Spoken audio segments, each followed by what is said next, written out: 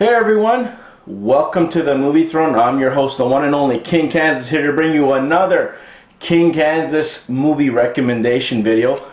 What am I going to be talking about in this video? Well, I'm talking about this little movie called, if you guys can see it, Jojo Rabbit. I finally had a chance to see this amazing movie, guys. I'm just going to start off the bat there. It came out October 18th of last year. I finally managed to get my hands on it. Wanted to see what this hype was. Was it more deserving than Parasite to win last year's, I guess, movie of the year kind of award? It's about an hour and 43 minutes after I did watch it. Just literally watched it a few seconds ago. It's directed by Taika Waititi. And I can honestly say, it's a good movie. Is it an amazing, oh my god, if you don't see this movie, you're going to die? No. I'll tell you that. I know I'm going to get a lot of hate for it. It doesn't deserve the movie of the year, I can tell you right now. Still got one more film to see if I'm going to be right about it, but I'm not discussing that. I'm discussing Jojo Rabbit. Like always, guys, right here on the Movie Throne, I'm going to discuss quite like a non-spoiler at the beginning and then some spoilery material at the end to tell you guys why I still believe you have to go check this movie out. So like always, I'll start with some of the actors in it. Of course, this movie is directed by Taika Waititi, and he's also in it. He plays Adolf. If you know who Adolf is, you know, it deals with Nazi Germany and stuff like that, and all the craziness that went down with it. You got Roman Griffin Davis. He plays Jojo, and boy, does he do an amazing job. Like, if you don't buy what that kid's trying to portray, then this is going to totally set you off, because I was a little bit iffy at the beginning. But anyways, you got Thomasin, McKenzie. She plays Elsa. Amazing. She's the little Jewish girl that Jojo confronts. Scarlett Johansson plays Rosie, his mother, which is kind of, at the first, you kind of like, is she there? Is she all there? What's going on? Like, why is she a little bit off? But there's a reason for it. Then you have Taika, like I mentioned earlier, he plays Adolf. Then you have Sam Rockwell, which plays one of the captains that Jojo idolizes, a Captain Kleisendorf, which he plays a big role in this movie. Rebel Wilson, who plays Fraulein Ram. I think she's like kind of like a nurse slash weapon specialist. I don't know. I want to even loosely say that. Alfie Allen plays Finkel. He's Sam Rockwell's kind of like assistant or something going on there. Stephen Marchant plays Dirts. He's kind of like those people who go around, knock door to door to kind of like investigate or kind of do a checkup and make sure that nobody's hiding anybody in their houses and all that crap and find out spies. Then you have Archie Yates. He plays Yorkie, his second best friend in the film. So, amazing cast. They all brought it, guys. I'll tell you right now, from beginning to end. Beginning kind of starts off a little bit, what am I watching? And then it kind of slowly, you kind of get the feel of what the movie is about, you know, mid-film. Like I said, the young kid, oh my god, Jojo, if you don't buy into what they're trying to accomplish with that, and if you don't buy the Taika Waititi humor with the introduction of Adolf Hitler in it.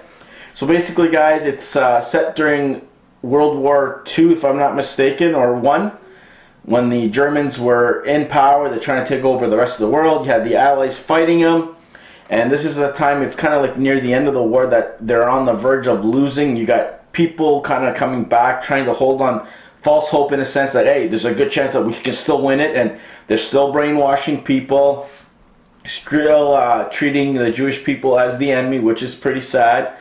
As the film goes along, you're wondering why Scarlett, Rosie, his mom's character, is acting a little bit weird. You kind of discover why. She's kind of like hiding something in the confines of their home. Amazing. You meet the Jewish girl. Oh my god, Elsa. That actress did a phenomenal job, guys. You got to see her being guarded and being through a lot of pain. And like, I'm telling you, it's such a cool journey from beginning to end, especially for Jojo. What he believed, and he's kind of like on the verge, do I buy into all this Nazi propaganda with Hitler, or do I kind of listen to my mother, which is going kind of, it seems like, in another direction, the right direction, which is great. The last, I would say, 25 minutes of the movie are very, like, oh my god moment. I think a little bit over, you get the shoe scene, which I'll just leave alone. Yeah, like that was some serious stuff, like very touching. You felt something. It's pretty sad. Let's just say that. I'm just gonna leave it at that. I'm not gonna get into details without spoiler. I'll spoil it in the spoiler section, but it's what he does with himself after what Jojo witnessed, I guess, in a sense, where it kind of like propels itself, and you kind of understand like something that he hated so much that he kind of grew to love at the end of it, which is kind of neat, through a lot of crazy stuff and sadness and, in a sense, misery, you know. But oh my god, it was pretty cool. Different take by Taika on this film, like to cover some serious matters with the way the Jewish people were treated during World War I, and it's pretty tough. And when things start to turn around, it's still sad, even though it's an amazing outcome of how the war ended. And Jojo's final decision to do what he's going to do. Is he going to be a Nazi and follow in Hitler's ways, or is he going to perhaps change his ways, which was great. Beginning to the end, it's an hour and 40 minutes. Like I said, the beginning is a pretty tough sell, and then once you get literally about 30 minutes or 40 minutes in the movie, and then the last hour, you're fine. Like if you can survive the first 40 minutes, you're going to love it. This is a great film. I don't think it's an amazing, oh my god, you have to see kind of film. I liked it, and that's why I'm here to recommend to you guys. So, I don't know, you guys let me know in the comment sections. You guys agree with me, disagree with me, but those are my thoughts, my non-spoiler thoughts on Jojo Rabbit and why you should see it. So, okay, put that spoiler alert there. Oh my god. I'll be honest, guys. At the beginning, I'm like, what the hell am I watching? Like, honest to God, is it going to be one of those cheesy parodies of World War II, or sorry, World War I with Hitler, and you're going to have some guy, like, make him all goofy and all that stuff? You know, but you got to remember, it's from a mind of a 10-year-old boy. Like, it's like, how would he perceive or deal with what's going on with the world and the war, like what he's been told.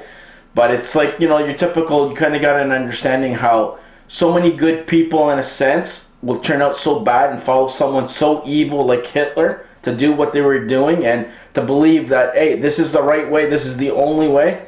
It was cool how they portrayed that.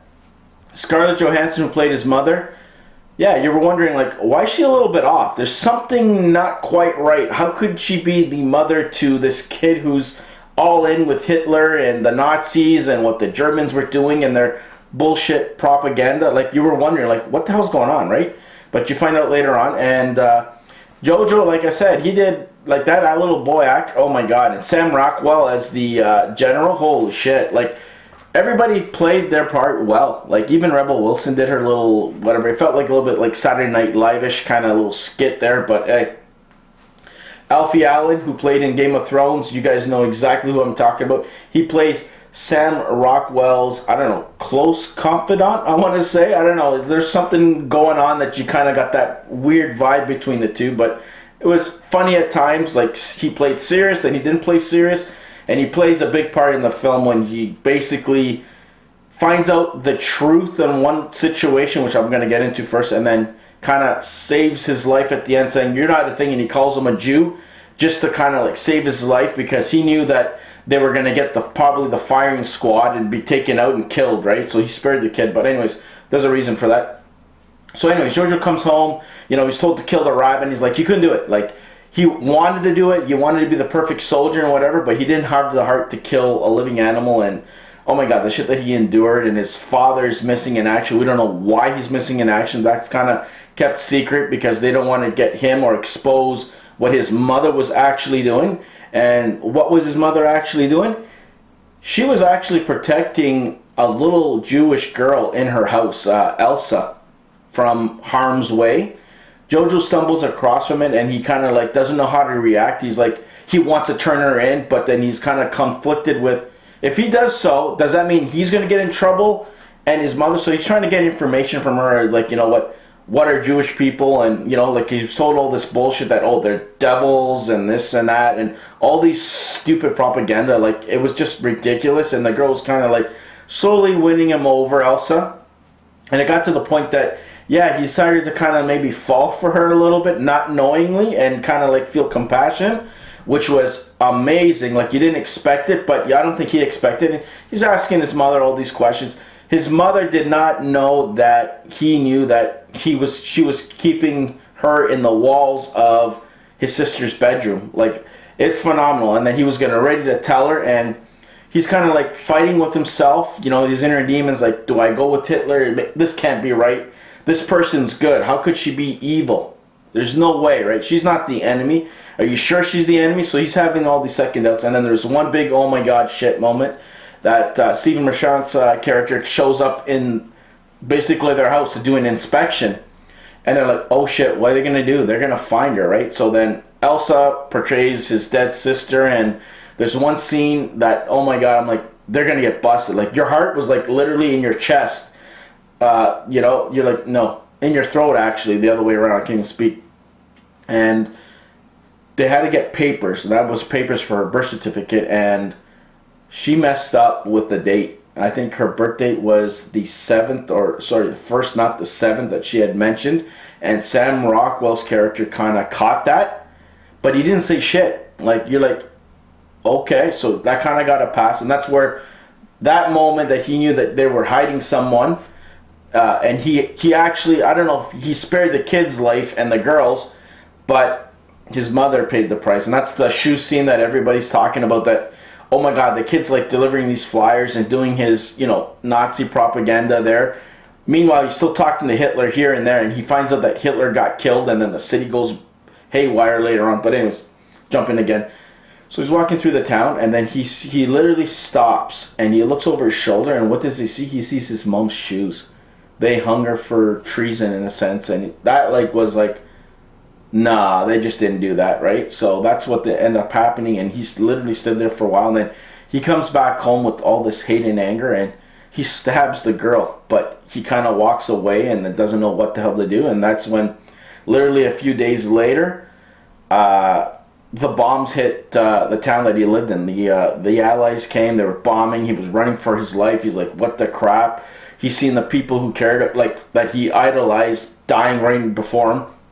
The general, which he meets, that Sam Rockwell's character, later on when they get all captured, and he kind of like reveals that he knew, and he says, you know what, go protect the little Jewish kid or whatever, you go be safe, you know, your mother was a good person, but not during these times, and kind of, you know, whatever, had some sympathy.